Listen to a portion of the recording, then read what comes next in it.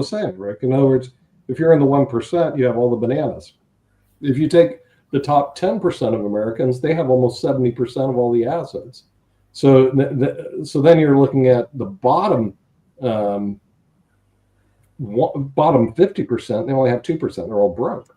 We have a definite misallocation or of assets and wealth in the United States. It makes it really hard to work here. So, or even open up a business. All right, when one last thing about that. In the 1880s, the last time that we had this kind of wealth disparity, the average lifespan was, I don't know, in the early 60s. So you could be a millionaire, you could be rich as hell, but you were going to die pretty quickly, and then your assets would be dispersed to your heirs. And right. That's not happening anymore. Now you've got the Rupert Murdochs of the world and the tech bros. Rupert Murdoch is like 95 and he's still out there banging hotties. Now they're 70 years old. They're only, but he's still, and the tech bros, they're going to live to 110, 115.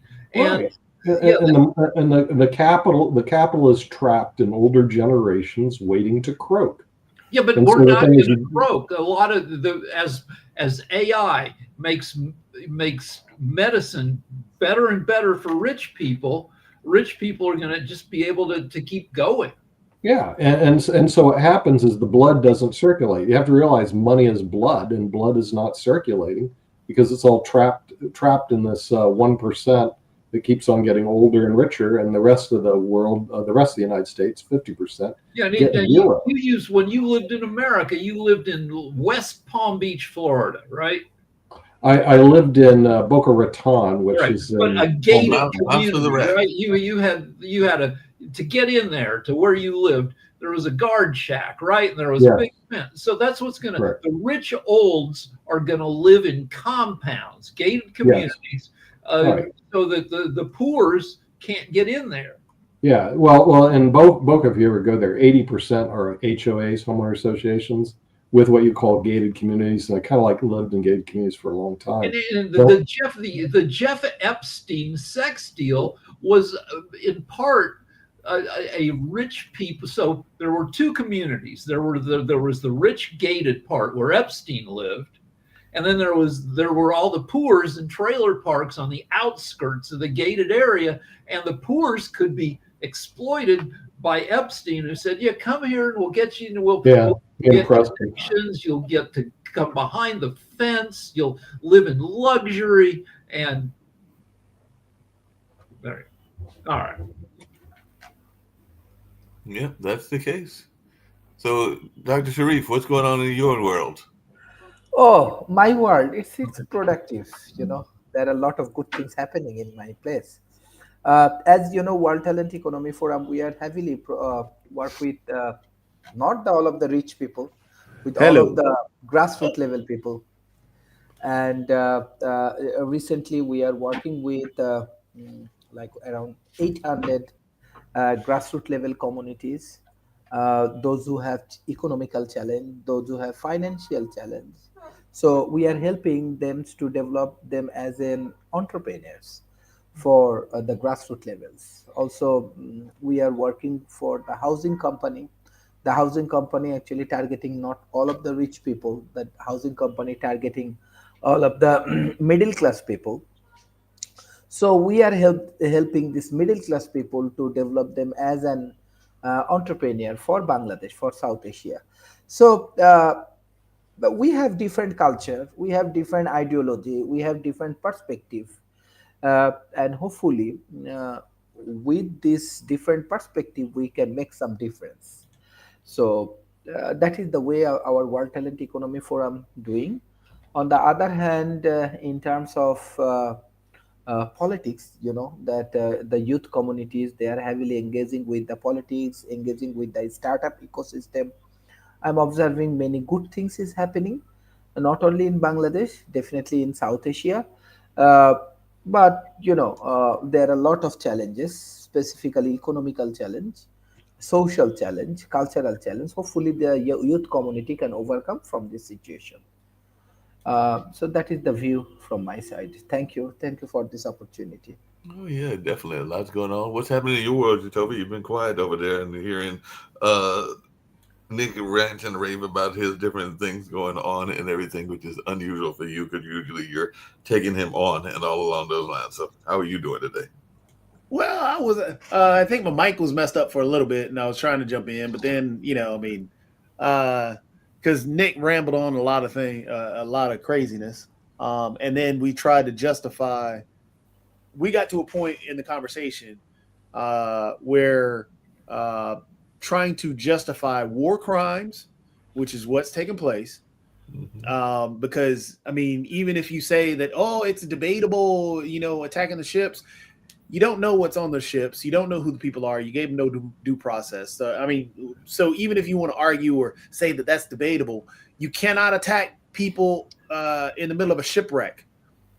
Doesn't matter what it is. They're in a shipwreck. It's not what America should be doing. It's something that what the Germans did in World War II. They'd sink a ship and then they'd machine gun the survivors. And that's it. Yeah, it's a shipwreck. You can't attack survivors that way. You can't. It's against the law. And so we're trying to justify war crimes, trying to justify regime change by, oh well, we did this. It's regime change. It doesn't matter what it is. We all agree Maduro's a bad person. We can say that till we're blue in the face. But what Trump is doing is regime change because he's trying to grab the oil that's there. So it's also against the law. There were laws passed that prohibit the U.S. from, because after people found out in the 70s that the CIA was doing all sorts of was doing this regime, killing like Iran. We deposed the Iran had in the 50s a socialist leader who was appropriating the oil, and so we deposed him using skullduggery, replaced him with the Shah, and then when all this came out, Congress passed laws saying the U.S. cannot get in there and meddle with other people. But are we already meddling with other people? Because the other thing that we can get to, and I definitely want to hear about Sasha's thoughts around Ukraine. But hold on one second. What you're going to say real quick, what you're going to go down the path of is, yes, we have done that before. It's already happened. So we all know that. But I was going to mention something more modern and everything like that, because the other news story that we didn't get to that I wanted to hear people's thoughts about is, and come to something you talk about quite a bit, which is how he's attacking black and brown folks, because now he's putting Somalians on the hit list and everything like that. So that's where I was going, is what's up with this whole idea of targeting the Somalians in most Minnesota? Of the Somalians are legal residents and citizens. But the trouble with Somalians is they're skinny. They look like the pirates who are taking over ships and Captain Phillips, and Trump, who's a fucking bully. It's the Nazi playbook. The one reason the Nazis went after the Jews is because the Jews were a minority. There weren't that many of them. It's the same deal with Somalis. They're not politically powerful. They look like they to racist Americans, they look scary, and it is all bullshit. The reason they look scary to racist Americans is because they're black and brown. That's it. That's the whole point behind it. And so his attacks on the people of Somalia being in the U.S. is just another attack. The same attack that he's done against people from Afghanistan, same attack he's done against people from Latin America, same attacks he's done against black and brown people that are already living here. So it's the same repetitive thing. But again, to get back to just to point out the attacks on Venezuela, in the conversation that kept going on, it got to a point of, again, trying to justify an actual open war against a sovereign nation based on regime change. And it's just ridiculous. So, but what's crazy? What's the crazy part? Do you know what the number 15 is? Anybody know what number 15 is? No. Anybody at all? Raise your hand if you know what 15.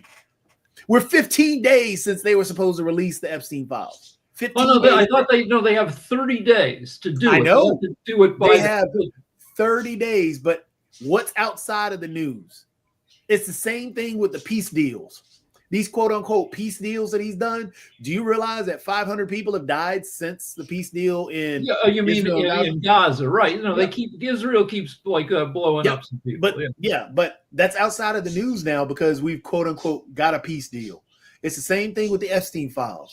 Nobody's asking about the Epstein files now because No, we said we're going to release them with there's already 15 been days one back. Epstein victim, but it's a minor victim because Larry Summers is apparently banned from organizations because of what he did with Epstein and everything along those lines. Hey, Sasha, I did have a quick question for you.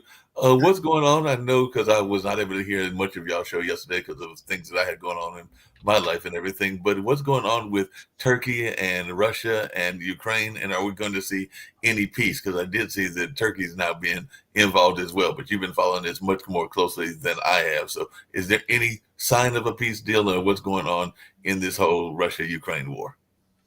So far, I see more escalation than any peace at all, because the Turkey is absolutely very, very angry about this bombing of these ships in Black Sea, and Turkey feels that it's responsible for the Black Sea, and it has to somehow deal with this situation.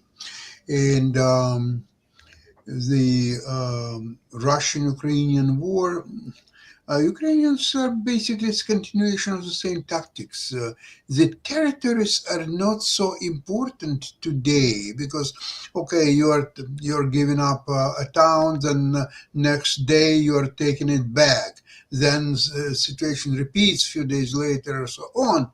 However, when you kill 1,500 people a day or more, that's what counts, because when you get this town back, these 1,500 people will not miraculously appear. No, they are gone forever. So the new Ukrainian tactics is to not to get involved in a face-to-face combat, where they are prevailing, but still there is one Ukrainian loss for 5 Russians, which is very beneficial for Ukraine, but Zelensky wants more. He wants 10 Russians killed and 0 Ukrainians. How you do it?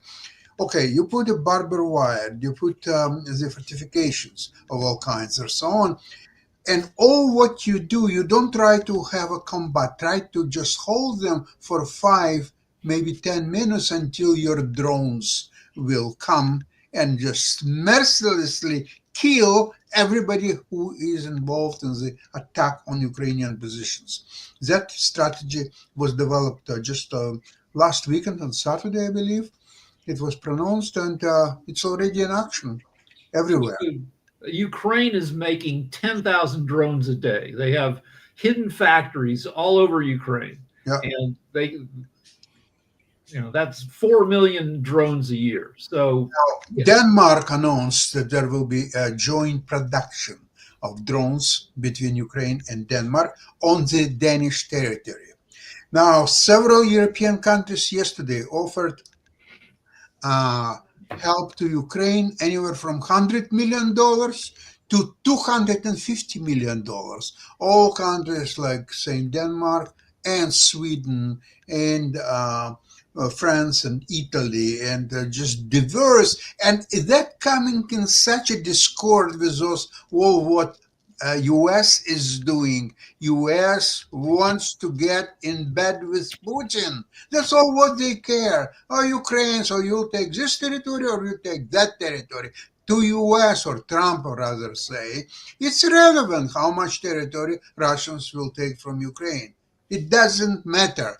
The peace, that's what matters. So they can do all their crooked deal for $2 trillion to explore this or that and grab half of this money to themselves. That's all what they care. It's not a deal about the peace in Ukraine. Nothing really comes even close to it. If you want to fight in a war without getting killed, and you're good at video games, you can go to Ukraine and get trained as a drone operator. They have a 2-month drone training program. And because if they're going to be flying, 50,000 drones over Russians and blowing them up, they need the people who are Yeah, good at the handset. yeah, yeah. And the Ukrainians, they adopt very quickly to modern technology, and I think that they will have no shortage of people who would like to fill these positions. Oh yeah, that makes sense. And definitely, that sounds like that's what's going on in that particular situation. Dr. Sharif, you're on mute. Oh, he might be talking to somebody or Yeah, something. yeah, yeah. Yes, Mark. Yeah. What's going on with the youth there in Bangladesh? I know we've been hearing a lot about the bad weather in Asia. So how are you dealing with that weather, and also what's going on with the youth movement? Yeah, two things I just want to share. Like, number one, what you discuss about this weather and all of the things. Yes, Asian, many countries like Bangkok's and many other places, they have flood, and that's why I promote this climate initiative in Asia. Uh, Secondly, I'm very much optimistic about youth because my last program with this grassroots level community, like 800 families, they engage in these communities. I find that the youth people, young people, they are helping to these grassroots level communities. 3 days they work as a team. They do not charge any single money or anything, but there are a lot of youth, they actually engaging with them and they are helping the community. So here is the good message. uh, Still I find from the youth as their culture, everything not for money. They work for humanity, they work for development, they work for uh, prosperity of the human. So I have strong belief about the youth, at least in Asia, even though I find many North American, my colleague, those who working in my team, they are very optimistic, they are very positive, they want to contribute for North American cultures and community. uh, but we need, one of the things we have uh, challenges, I believe we do not have good leadership example in politics, in corporation, everybody actually running behind money. So I believe that if we can create good leaders for Asia through my World Talent Economic Forum institutions, that can be a big change for the youth community. So I need all of your support and uh, cooperation for this youth development. So hopefully it will be very effective. Bangladesh is a Muslim country, uh, so a religious place, example, mosque, is very effective in our country. So we have around 300,000 mosques in Bangladesh.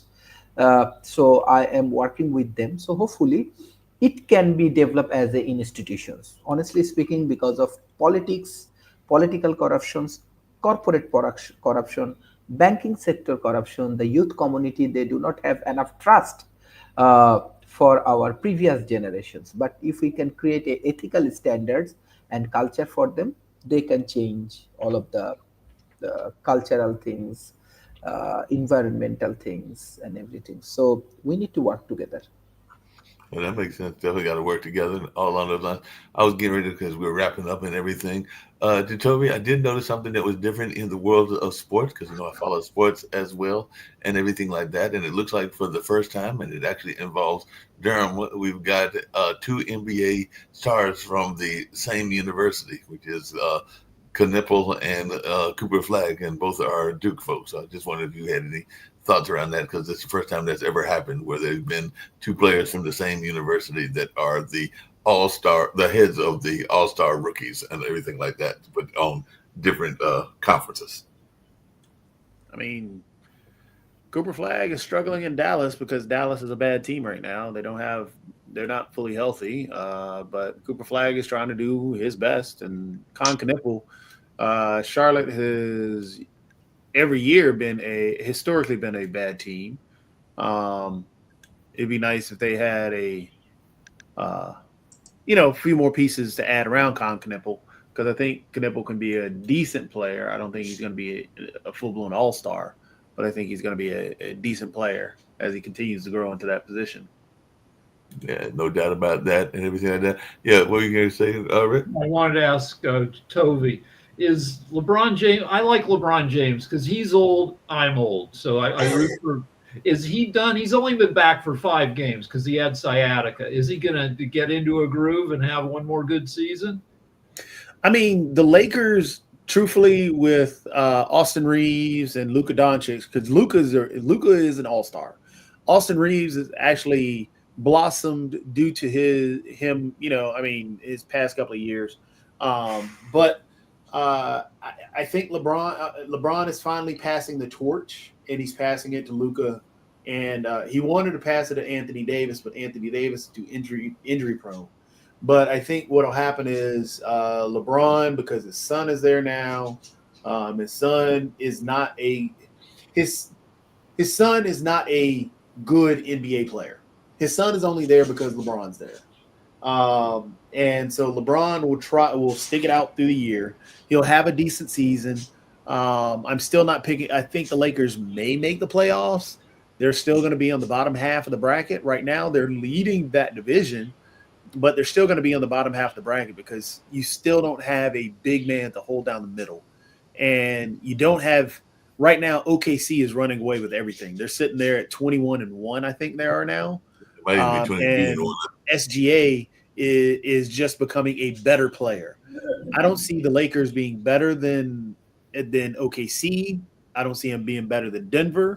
I think Houston's going to get on a roll because Houston has KD, and KD can pull you out of some because he's a deep threat.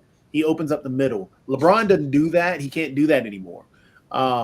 And so you have to rely heavily on Austin Reeves. And well, all right. So LeBron skipped college. He went straight from high school to the NBA.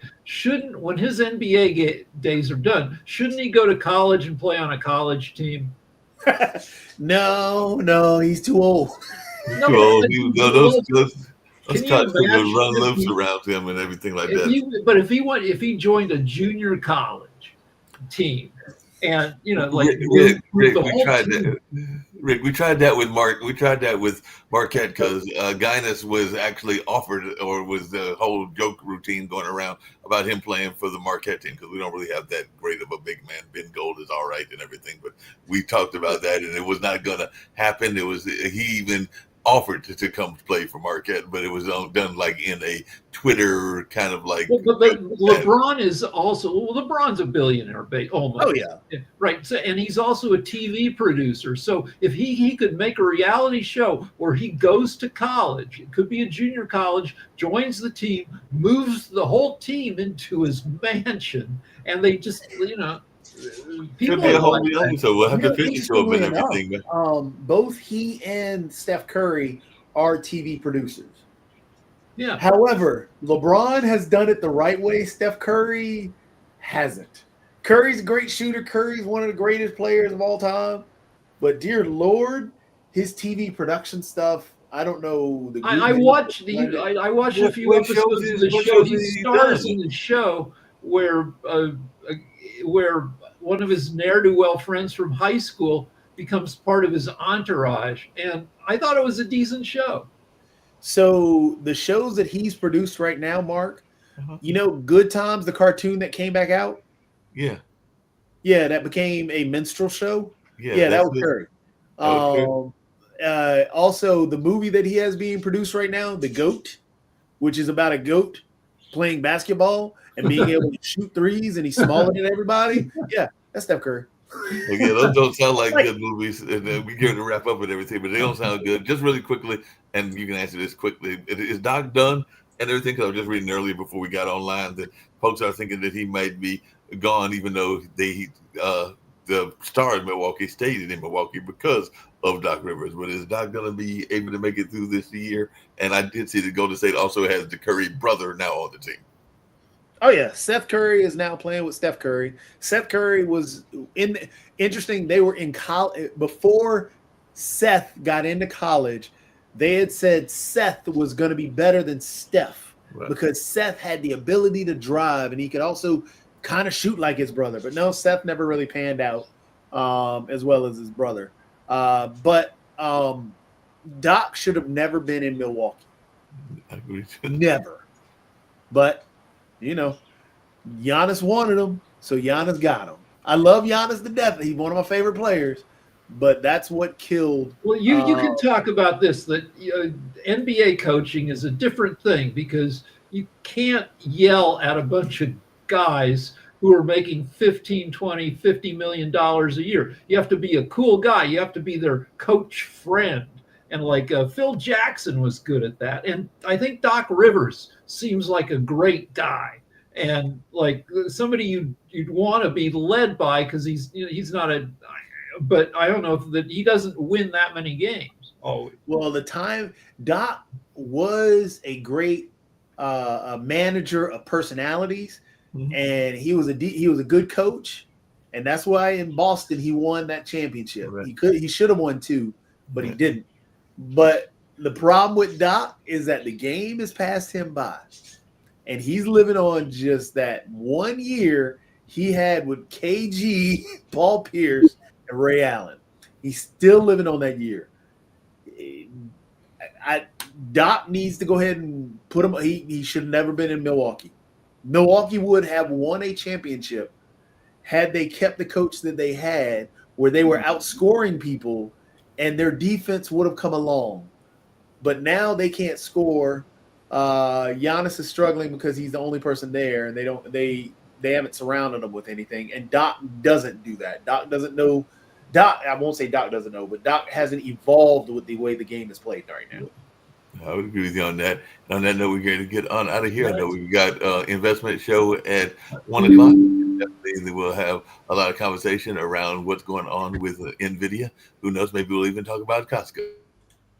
Because I know Costco's was upset about the tariffs, and we talked about that earlier on the news and everything like that. So we'll see how their stock is impacted by their suit, because they're suing the federal government. But maybe Sasha will talk about that, or others will talk about that. But right now, let's get on out of here. Bye-bye.